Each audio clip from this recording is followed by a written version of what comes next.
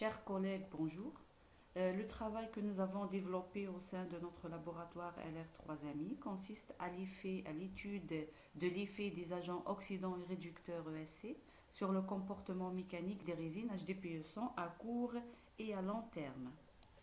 Nous avons démarré de deux problématiques. La première, c'est l'existence d'hétérogénéité structurale à travers la paroi du pipe à cause du procédé de fabrication, à savoir l'extrusion. La deuxième est l'effet des environnements agressifs une fois le pipe est en service. On s'est fixé les objectifs présentés sur ce slide. Cette étude a été effectuée pour 2 temps, à court terme 7 jours et à long terme pour un temps de 3 années et demie.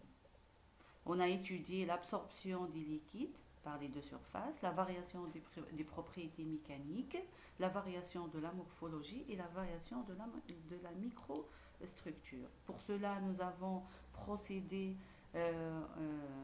suivi une méthodologie en 5 étapes. La première étape consiste à l'usinage des échantillons pour les différentes caractérisations. Deuxième étape, c'est la mise en contact de nos échantillons avec les environnements agressifs. Ensuite, la caractérisation mécanique, la caractérisation morphologique et enfin la caractérisation structurale. Ce travail a fait le sujet de 3 publications. La première publication consiste à l'étude de la dégradation du pipe en contact avec un environnement acidique. Ensuite, la deuxième publication, c'est l'investissement de la variation des propriétés entre les deux surfaces du pipe. La troisième publication, c'est l'effet de la mixture toluène-méthanol sur les propriétés mécaniques et sur les propriétés mécaniques du pipe de l'HDP, du PE100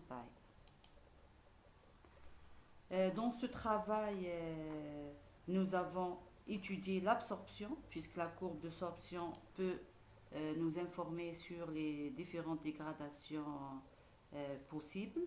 Et exemple, pour l'eau et pour les acides, nous avons trouvé un comportement type D, tandis que pour le toluène méthanol, l'absorption suit une loi fickienne.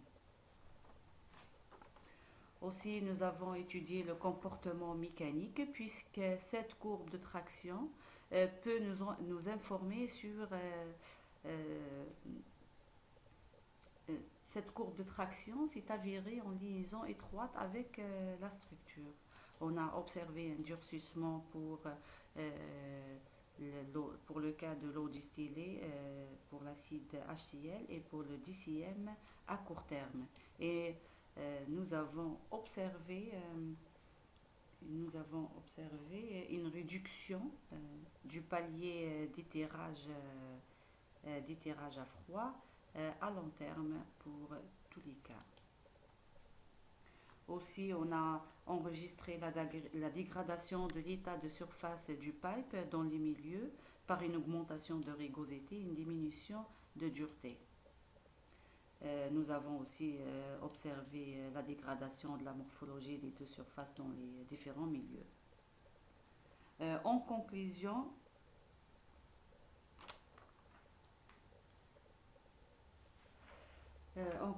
nous avons mis en évidence l'hétérogénéité entre les deux surfaces de la paroi d'un pipe.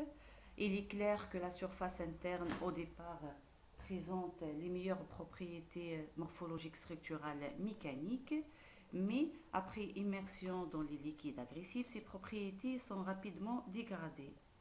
Bien que cette étude ait permis de décrire des phénomènes liés à l'ESC sur les parois internes et externes du PE100, elle nous mène à envisager les perspectives suivantes.